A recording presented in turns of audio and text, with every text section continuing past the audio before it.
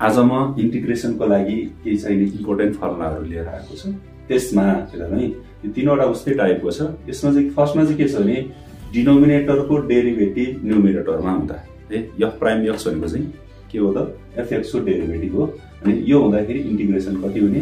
अनि यो सेकेन्डकोमा चाहिँ के छ त यदि डिनोमिनेटरमा पनि स्क्वायर रुट भित्रको पोर्सनको डेरिभेटिभ यदि न्युमेरेटरमा छ भने त्यसको कति हुने।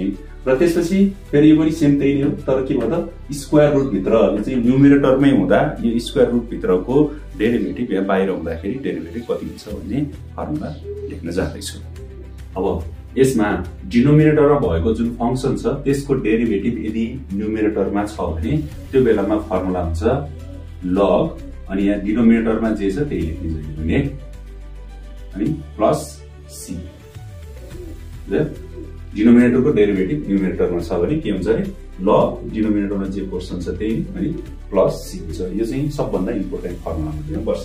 त्यसपछि डिनोमिनेटरमा स्क्वायर रुट भित्र भएको जुन फंक्सन छ त्यसको डेरिभेटिभ यदि न्युमेरेटरमा छ भने त्यो बेलामा फर्मुला हुन्छ 2 अनि स्क्वायर रुट भित्र एफएक्स अनि प्लस सी है। यो चाहिँ डिनोमिनेटरमा के हुँदाखेरि त स्क्वायर रुट भित्र कुनै फंक्सन छ त्यसको डेरिभेटिभ न्युमेरेटरमा छ भने 2 square root of f x plus C हुन्छ।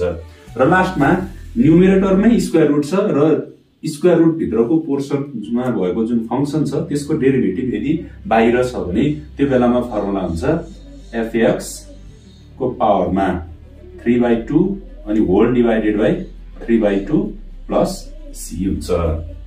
अब यति फर्मुलाहरू अस्तिको र अहिलेको फर्मुलाहरू याद भयो भने अब हामी इन्टिग्रेसनको प्रब्लमहरू सल्भ गर्नतिर अर्को भिडियोमा लाग्छौँ।